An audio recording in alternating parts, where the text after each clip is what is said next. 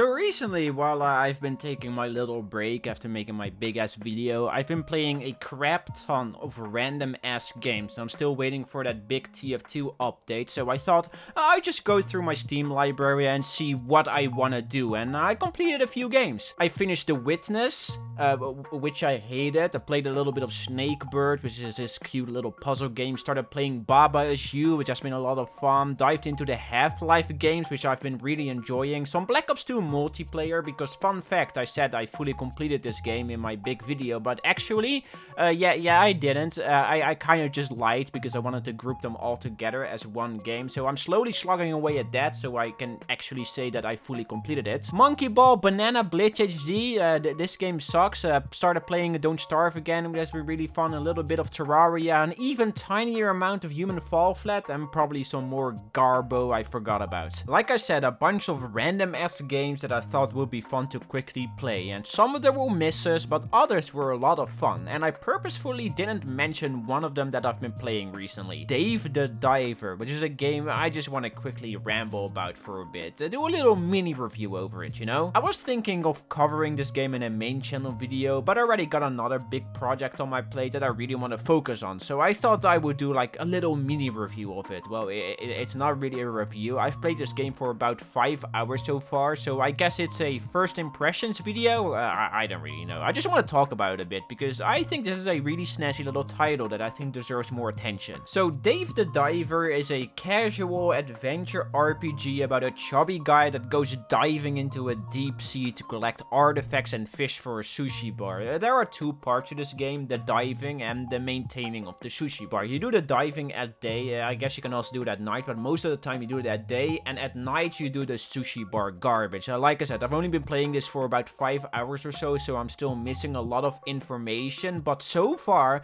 I've fallen in absolute love with it. I mean, you don't just get 30k overwhelmingly positive reviews out of nowhere, you know. You do something right if this happens. I guess you can kind of compare it to Animal Crossing, which does this concept, but it kind of stretches it so thin over multiple days or even months to the point that it becomes kind of monotonous. Then again, I'm mostly talking about New Horizons because that's the only one I've played. I'm not sure about the other Animal Crossing games, but I'm guessing it's somewhat similar. I guess I like to compare it more to Spiritfarer, which is a game I've talked about a few times. In this game, you travel to islands to collect resources, and while you are traveling, you are farming, talking to NPCs, accepting quests, crafting resources, so on and so on. It's a loop that keeps you engaged. And Dave the Diver kinda does the same thing. You dive into the ocean to collect fish for your sushi bar that you can sell to get more money to upgrade your equipment, but you also go diving to collect random resources to craft new guns or accessories, so your diving adventures end up going smoother. It's a very, very slow burn. It's not something you're gonna finish in a few hours. Again, I've only poured 5 hours into it so far. I've only touched the first layer of the iceberg, but again,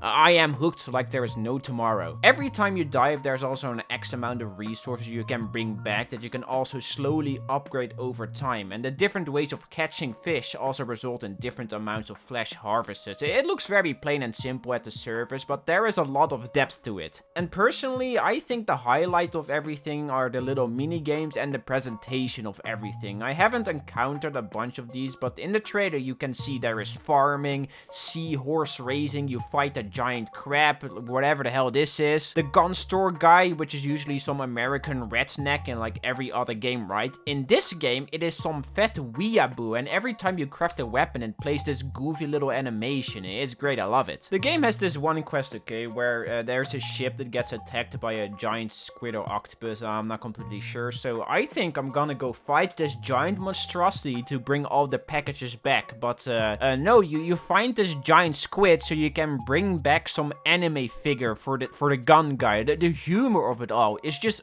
oozing with passion. Like, there is this app in your in-game phone called Cooksta, which is basically Twitter, and on here you can see customers talk about your sushi bar, and they all have like these little drawing pictures attached to it, which is really cool. But the guy you work with in the sushi bar, on your Cooksta account, he also posts his own pictures at times, and this goofy goober posts like the dumbest pictures imaginable, like this one where he's completely out of focus. You have one where he's like showing off some award he got shot, but there's just like a giant glare in the pic. And my personal favorite is this one that says, at Bancho Sushi Bar, we only use the highest quality wasabi, and you can see his shadow of him taking the picture. Stuff like this, it just crackles me up, man. At certain times, you also get a special customer that requires you to make a specific dish. So you need to go out of your way to find a specific fish to serve. And when you serve them, well, I'm just gonna show you what happens.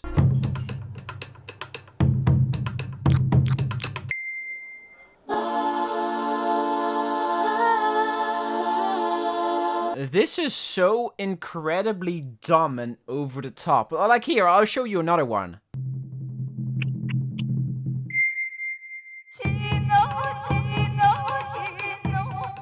In case you don't notice, I adore this. This is great. This game also has a lot of very charming, short and sweet little animations. Like, for example, when you enhance a dish, you also get a little animation of the sushi guy doing like some wacky-ass ninja moves. One more thing I want to tackle are the mini games. There are so many of them. Of course, you have the diving and the bar maintaining, but in those two activities, there are a bunch of small little mini games, like I said, like pouring tea or taking pictures. Collecting fish alive also gives you a gold card of that fish, so you kind of collect them together like Pokemon cards. Your phone just has a random-ass calculator on it, which might seem whatever, but that's such a cool little touch, man. Just add a fully functioning calculator on your in-game phone about a game where you dive for fish. The attention to detail is impressive. Again, I've only started playing this like a few days ago, and I've only poured 5 hours max into it so far. Like I said, it is a really slow burn, but I've been really enjoying it on the side while I'm working on my next main channel video. It's not something you're gonna rush play, like fully complete in a few days, but you know, an hour or two a day for when you're coming home from work or school, or when you just want to enjoy a game alone. It's perfect for that, and I highly recommend checking it out. This is a really good game, so don't be surprised when you see it pop up in a bunch of best games of 2023 list at the end of this year. So far, the only negative I can really name is that the version number is always on screen. Like this is something that should be on the main menu and only the main menu. I don't need to know that I'm playing version 1.0.0.976. Like this is just dumb. I don't know why this is here. So yeah, that's really all I wanted to talk about. I thought it would be fun to do like a little mini review or first impressions of this game on the side while I'm working on like a big main channel video. Maybe I can do this more in the future if you guys like this. I want to post more on this channel by making low quality commentary videos because it is a lot of fun without it taking up a bunch of my time, but I don't want to talk about topics that like, I don't know, like Pyro or Moist Critical talk about. Not that there's anything wrong with that, but